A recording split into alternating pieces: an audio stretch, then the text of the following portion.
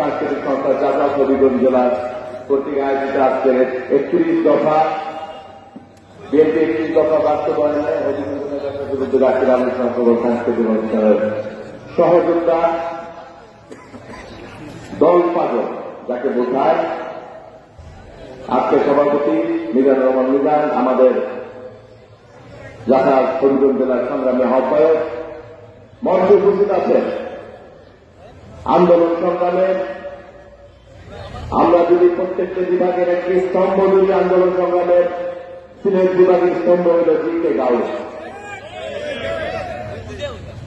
আপনাদের মাটি ও মানুষের নেতা সিলেট বিভাগীয় সংগ্রামী সাংগঠনিক সম্পাদক জনাব জিকে গাউস, মঞ্চ উপস্থিত আছেন ঢাকা থেকে আগত জাতীয় নির্বাহী কমিটির যুগ্ম আহ্বায়কবৃন্দ, সদস্যবৃন্দ, উপস্থিত আছেন হবিগঞ্জ জেলার সংগ্রামী বিএনপি সংগ্রামী নেতৃবৃন্দ, অঙ্গ সংগঠনের নেতৃবৃন্দ, উপস্থিত ভাই ও বোনেরা, আসসালামু আলাইকুম। আপনাদের মনে প্রশ্ন জাগতে পারে রাষ্ট্র আবার মেরামত কিসে?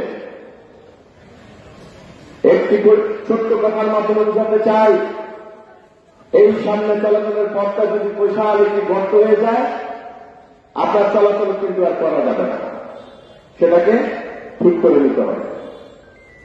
এই রাষ্ট্রটাকে স্বৈরাচারিণী হাসিনা তার দীর্ঘ 16 বছরের স্বেচ্ছাচারিতার মাধ্যমে, দুর্নীতির মাধ্যমে, লুটপাটের মাধ্যমে ধ্বংস করে দিয়ে গেছে।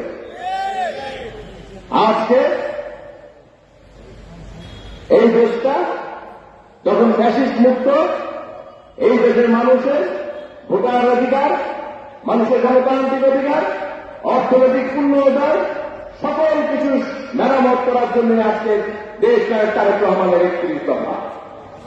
কি নেই 31 দফা? তাই আজকে 31 দফার প্রথমত যে জিনিসটি আছে, প্রতিশোধ এবং হিংসার বিপরীতে সকলকে নিয়ে সমন্বয়ের ভিত্তিতে একটি সরকার গঠন। সেখানে আছে 2 বারের বেশি কেউ প্রধানমন্ত্রী হতে পারবেন না। সেখানে আছে দুর্নীতির বিরুদ্ধে প্রতিরোধ। সেখানে আছে দ্বিকক্ষ বিশিষ্ট পার্লামেন্ট। তাই আমরা বলতে চাই, আজকের 31 দফা শুধু আমরা 31 দফা বললে হবে না। আজকে মানুষের ধারে প্রান্তে সবাইকে বোঝাতে হবে 31 দফার মধ্যে কি আছে, মানুষ কেন 31 দফা মেনে নেবে। সেই জন্যই আজকে জাসাদ হবিগঞ্জ জেলাকে বলব এবং সকলের প্রতি আহ্বান থাকবে, দেশ নায়ক তারেক রহমানের 31 দফা মানুষের দ্বার প্রান্তে নিয়ে যেতে হবে। তাদেরকে বোঝাতে হবে 31 দফার মধ্যে কি আছে। দেশে কিছু নেই, দেশটা শেষ করে দিয়ে গেছে, দিয়ে পালিয়ে গেছে। না তার দলের চিন্তা, না দলের কর্মীর চিন্তা, দেশের মানুষের চিন্তা তো করে। কিন্তু দেশটা চিন্তা করুন, বাংলাদেশে কিন্তু পালিয়ে যাননি। তিনি কিন্তু 6টি বছর বাংলাদেশে জেল কেটেছেন মিথ্যা মামলায়, মৃত্যুর সাথে পাঞ্জা লড়েছেন। বিএনপির ইতিহাস পালিয়ে যাওয়ার ইতিহাস না। বিএনপির ইতিহাস মানুষের মধ্যে থেকে মানুষের উপকার করা, মানুষের জন্য কাজ করা।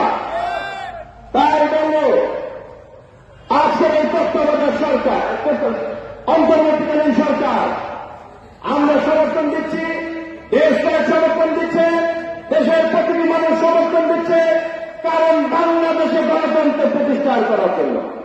এবং সেইটা কিভাবে হবে? একটি গণতান্ত্রিকভাবে, নিরপেক্ষভাবে একটি সুস্থ নির্বাচনের মাধ্যমে।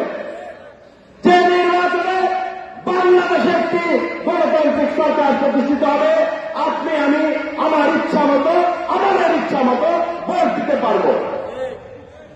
তাই আজকে সরকারের প্রতি অনুরোধ থাকবে, সংস্কার অবশ্যই দরকার, কিন্তু যতটুকু প্রয়োজন, যতটুকু হলে একটি নির্বাচন করা যায়, তো তারপরেই আপনাদের একটি নির্বাচনের দিকে যাওয়া উচিত।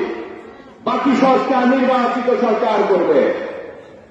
তাই আজকে বক্তব্য দীর্ঘায়িত না করে প্রধানমন্ত্রী বক্তব্য দিবেন।